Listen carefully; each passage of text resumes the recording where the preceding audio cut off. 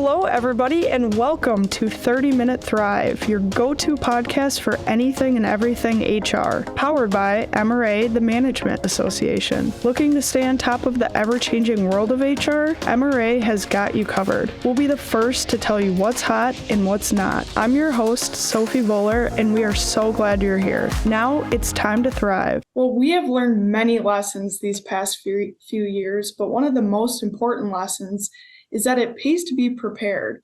So for this podcast episode, we're going to help you prepare and be recession ready. And while we are not saying that you need to be ready right now, whether a recession hits later this year, next year, or whenever, it's just best to have a plan in your back pocket.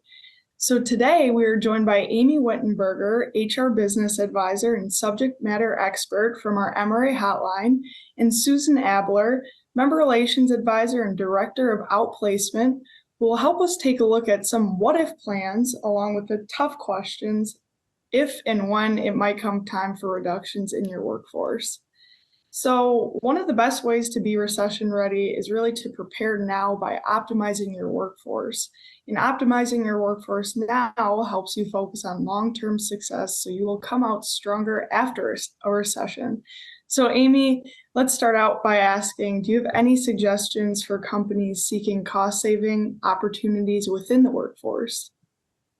Yeah, I do. In fact, just recently at one of the roundtables I facilitated for MRA for our HR group, we talked about this exact topic, just, cost savings, ideas. Some of the things that came up in our conversation were first, is get everyone involved. So saving money, having great ideas, challenge all your employees to participate in this and help the company and reward them, when they have great ideas for saving money. So get your employees involved. And then next, one of the things that we talked about is the whole idea of scheduling and timekeeping, because that's kind of the thing that kind of falls off our radar that can cost the money and we don't even know it. For example, there are times in timekeeping where minutes add up to hours in weeks and months and can add up to thousands of dollars. For example, when we have employees that tend to be those that are tardy for work and tardy, fairly often. Often we pay those people for those, 6, 7, 8 minutes that they're late. And then over time that can add up to $1,000, in a year. And if you multiply that by several employees, it can be a significant cost to the company. Other things that come with timekeeping, include looking at things that cause last minute changes, which then causes overlap in work or people to put in extra time or overtime.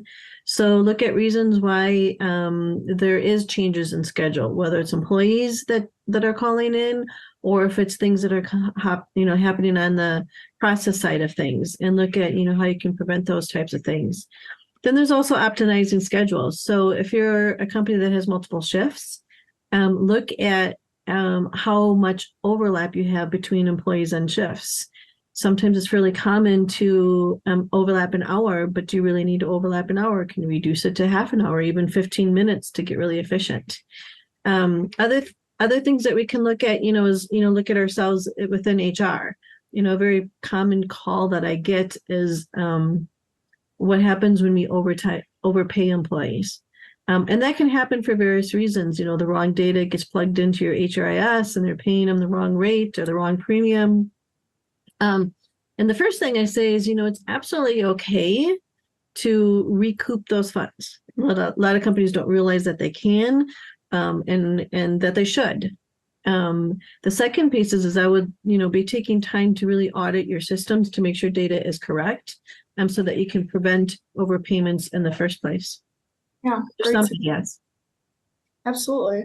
Well, kind of digging deeper, and another way to look at it is capacity strategies. So how can that help an organization be better prepared with an agile workforce? Well, I think you kind of said it when we kicked it off, but the first thing that comes to mind when we think of being agile, I think of 2019 and when coronavirus hit, right? We all had to pivot and find different ways of working and getting things done. And what I would stress is that all companies instill agility into their core values. and really bring that to the forefront in all your communications and your staff meetings and things, and really learn to be an agile workforce. And one way of doing that is I would take your lessons from what you did for COVID. Mm-hmm. Take out that playbook that you had, and notes you took and things that you did, and maybe, make that more of a common function quarterly, semi-annually, maybe to look at, what did we do and how can we do that again to make sure that we're being agile. One of the biggest things that come to mind, I think, is, to be agile, you have to be able to remove barriers so people can make changes and make decisions quickly. So look at your processes and your expectations in terms of how we communicate and make decisions and remove those barriers. Then there's other things, one of the things I found is, have your employees think like they're small business owners. Have them think like they are a business owner. If I own this business, what changes would I like to make, or what I think should be made because I am close to this type of process and I know it can be done differently, and reward them for that kind of thinking. And then to be more agile, I think you also have to be ready for those changes. So think about people that can be cross-trained in different functions, so that if you do make a change, they can make that pivot into that different role or function more quickly. Absolutely. Well, you just talked about cross-training, and when considering cost cuts, it's essential to kind of determine where to invest limited resources. So considering building versus buying your talent, but it's also important to continue to invest in your future, even in those cost-conscious times. So what suggestions do you have on ways to think strategically and plan for current and future talent requirements? I think this is so important. If you think of our talent, which is our human resources, right, our people, let's make sure that they are currently as productive as they can be, and agile, as I just said, which is one way. But also when you think of current and talent requirements in the future, I think first, let's also conserve what we have. We know that when we lose people, in terms of retention, hiring, and turnover can be really costly, right? So let's first make sure that we're conserving our people, but then let's invest in them. And one way, is to look into performance. How can we make sure that they are performance optimally? Look at maybe some of your pay philosophies in terms of pay for performance instead of a flat increase across the board. Maybe you're incentivizing those people that are upskilling or have high potential with the company or great attitudes and really want to work, through their discretionary effort to get things done.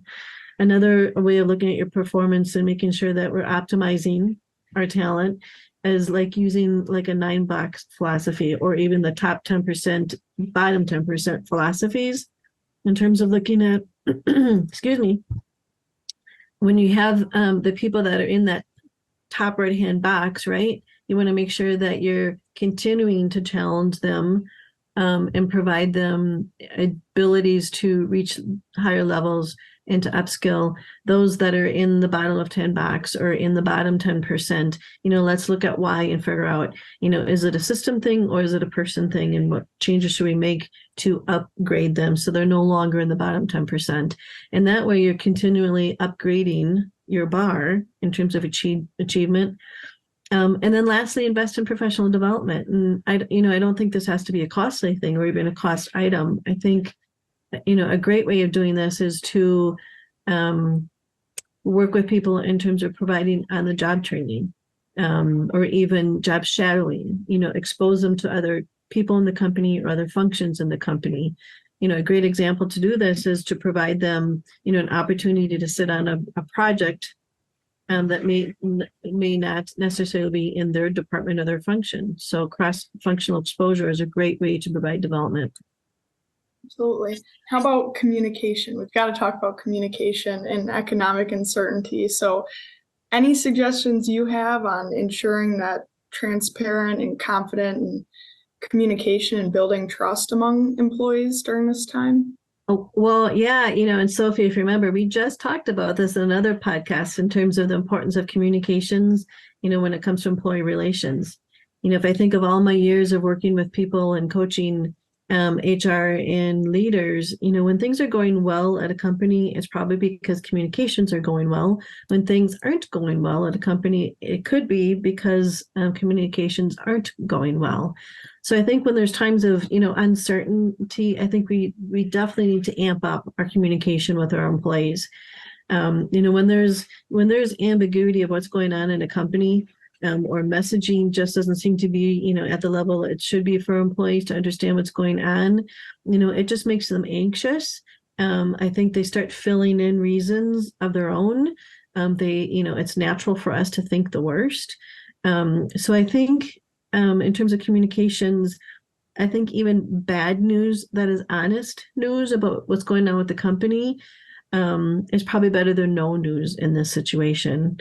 But I think also it has to be, increasing your touch points with employees, so not just written communications, but also make sure that, across the board, our leaders, our managers, our HR, our supervisors are having, more frequent, even daily interactions with employees, just so that you're getting about and, really getting the pulse of people and what's going on.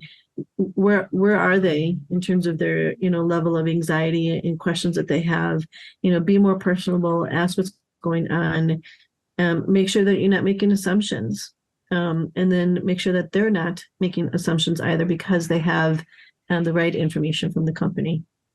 For sure. Like Amy said, she went into communication a little more deeply in an employee relations podcast. So feel free to take a look at that one if you want to learn more tips on that. But as we talk more about talent, do you have any tips to keep the talent you currently have, that businesses currently have, or any retention strategies you might suggest for an organization to plan for or in a recession? Yeah, I think, almost probably everything I've said so far are all different ways that can work towards retaining employees, building that level of trust and loyalty with employees that makes them want to stay with the company, so, great communication, both, from top on down, but also that personal communication with supervisors is really key. I think, recognition in terms of, how well they're doing their jobs, things that they're achieving, accomplishing, simple thank yous. And, I talked about professional development. That certainly is key, for those that, truly do want to be challenged. And just showing that confidence you have in employees when you say, hey, I think you certainly have potential for this. Let's try it and see if you like it. And then there's other things I think we also have to talk about, which is understanding where our employees are at in terms of, work-life balance, flexibility, benefits, needs, because all of our lives are different. World of work is certainly changing, and the world we live in is certainly changing. Many of us are in that sandwich generation where we're taking care of kids or grandkids and parents or other family members. So there's so much need for, different levels of flexibility at different points in our lives. And I think that can go a long way towards retention if we're a little bit more flexible. How about motivation? How do you keep employees going during these uncertain times? Yeah, so mentioned ambiguity. I think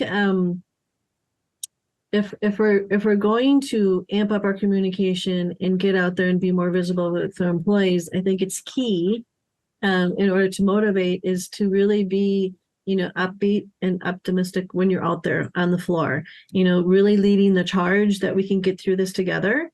And with that, maybe provide ways or encourage them, to reach out to their team members, to build a cohesive team, and really stress that together we can get through these things. And then, part of being upbeat is, celebrating those wins again. So recognizing big wins, little wins, things that can just help people cheer them up and see maybe the end at the light of the tunnel, that if we keep ticking away, we'll get through this. Absolutely. And along with employee engagement and motivation, it's also important to consider employees' well-being and health during challenging times. So how can employers really help in this area? Yeah, I think everything that we are doing, we should continue doing. And again, maybe be a little bit more intentional about it when we know there's some uncertainty going on. So, mental health has become a bigger issue. is coming to the forefront. People are more comfortable sharing that, I need help with it, just like I need help with, my physical issues in terms of benefits that are provided. So when you think of these uncertain times, people's anxiety again is risen, which causes, some stress. So things that we can do to help relieve stress are certainly going to be helpful to people and help them to be more productive. It could be little things that we could take. For example, bring in a massage therapist, where employees can pay $15 or $20 for a massage. We do that at MRA, which is really cool and awesome.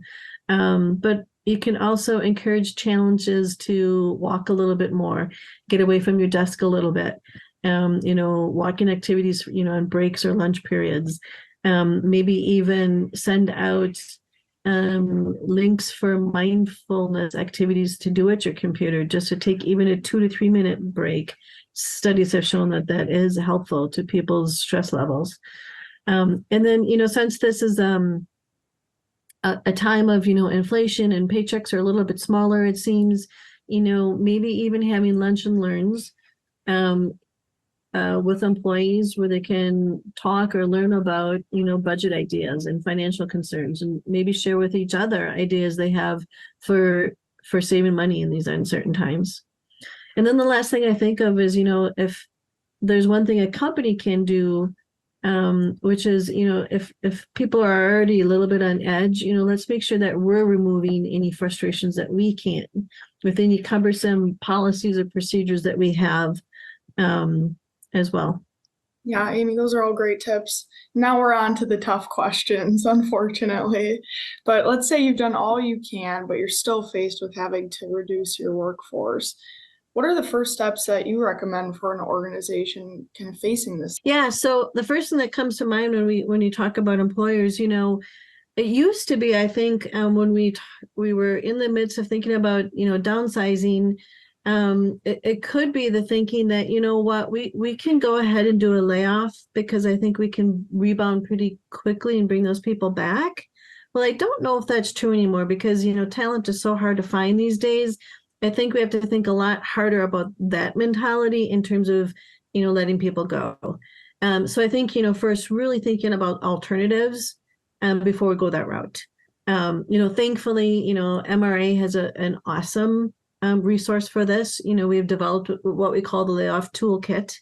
And it talks about things that you can think about before you actually think about laying off people. Some of those ideas are, first look at your normal attrition. So look at performance reviews, look at people's performances.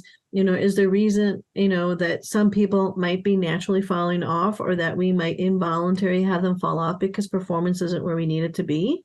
Then, also look at, in a larger aspect in terms of voluntary retirements. Is that at all an option or providing a different kind of scheduling maybe for those people that could start transitioning out of a company without losing all that travel knowledge that they have, but still, make it lucrative or worthwhile for them to retire, in terms of finances and benefits.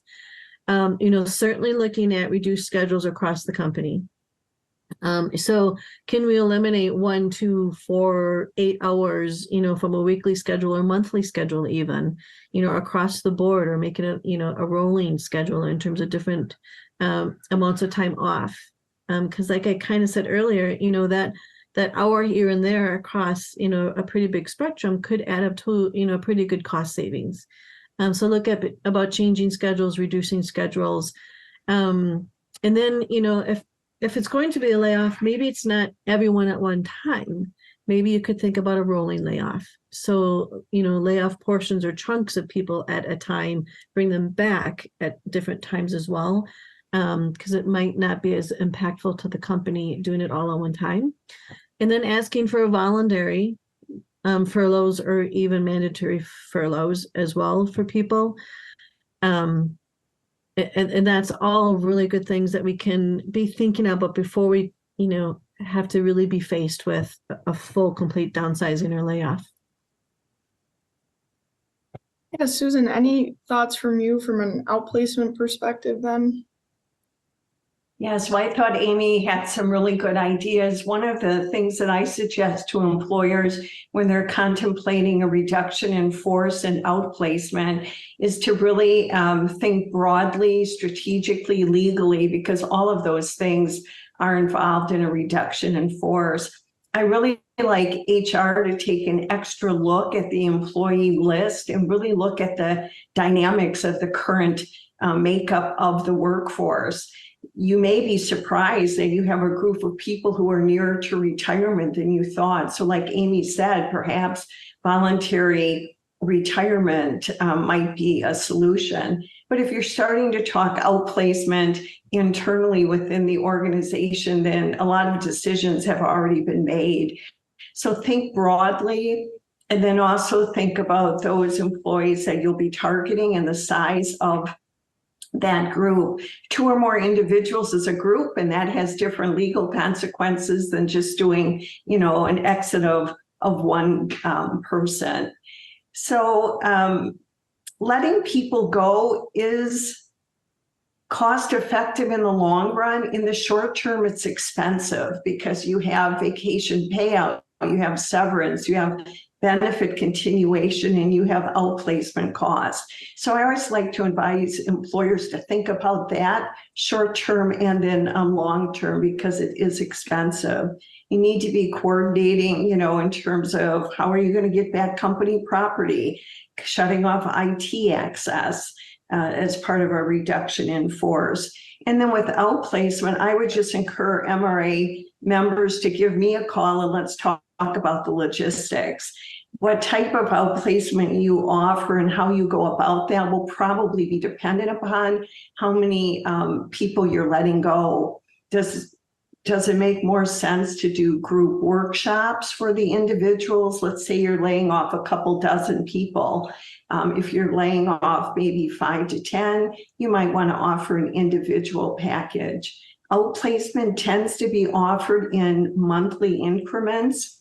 And so at MRA, we offer a 1 month, 2 month, and 6 month program as our standard, but we can customize a program to any need or budget. And again, that's why I offer our members to have discussion with me to really figure out what a good solution would be. When we talk about those conversations at point of outplacement, we also have to think about what we call the survivors, right? So how do we take care of the people that are still going to be working? Because it's very common that there's the syndrome that's called the survivor effect. They feel guilty that why did I get to keep my job and the next person lost their job. So making sure that you're focusing back on those employees, help them through that. It's part of a grief process. One of the things that Susan said that made me realize I didn't mention a very important piece when it comes to outsizing groups of people is that there is, state and federal laws that most of us are familiar with called the Warren Act. If you're letting go, a sizable group or closing down a plant, which is tends to be about 50 people or more, depending on the size of the company, locations of companies. But we need to consider the Warren Act as well. Yeah, absolutely. I was just going to mention, you mentioned about the survivors, but not only is it hard telling people they've been laid off, but you also have to worry about maintaining the productivity of the remaining team, like you said. So just kind of asking you to dig a little deeper in what does the outplacement plan really look like, and any advice on how to implement it or start one? Yeah, very good questions.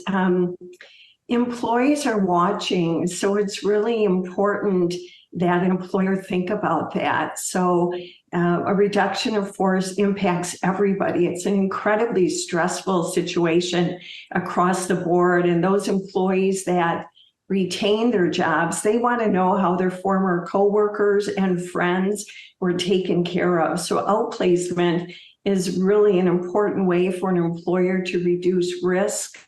It gives the employees who are losing their job a really soft landing, and it also helps an employer protect their brand. And so I think those are important starting points when an employer is considering outplacement. Think of all the good reasons to do it and to have that additional expense. I mean, we share the mutual goal with the former employer and that we want to get the person back to work as quickly as possible. And so an outplacement program is just so valuable in that regard. Mm-hmm. Mm-hmm. And I think one of the important pieces that Susan and her team plays is if a company does provide outplacement to employees, that conversation where they're, immediately handed off to a skilled person that in career transition that can have that touch point with that employee. And the employee knows that the service is available to them and that they will have someone that can help them work through their issues and then help them get reemployed again. It certainly mitigates a lot of emotional activity or rumors that could go on.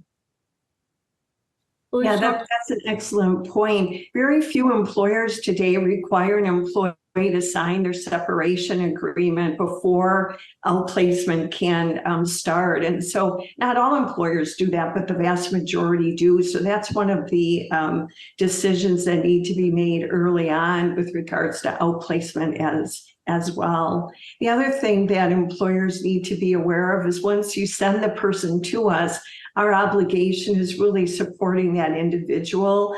And in order to build rapport with that person, we have to have trust.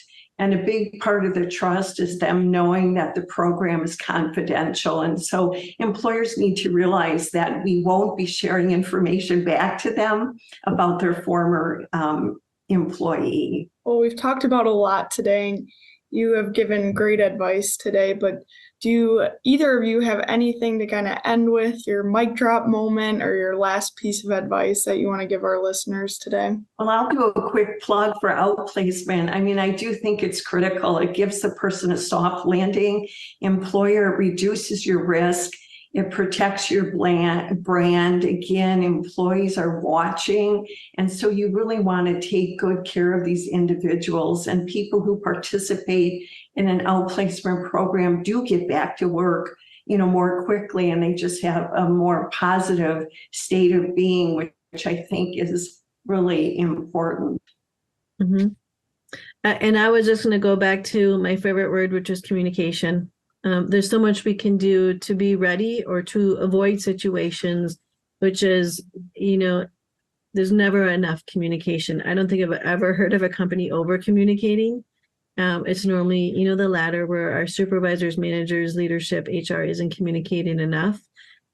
So communicate and communicate and communicate. Well, hopefully all of these great ideas will help you be recession ready if and when that comes, so you can prepare your organization for success no matter what comes our way. So I want to thank both of you for being here today and sharing your knowledge with us.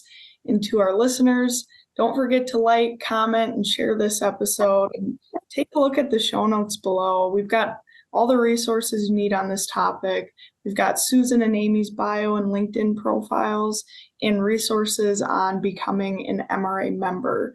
So thank you for tuning in, and we will see you next week.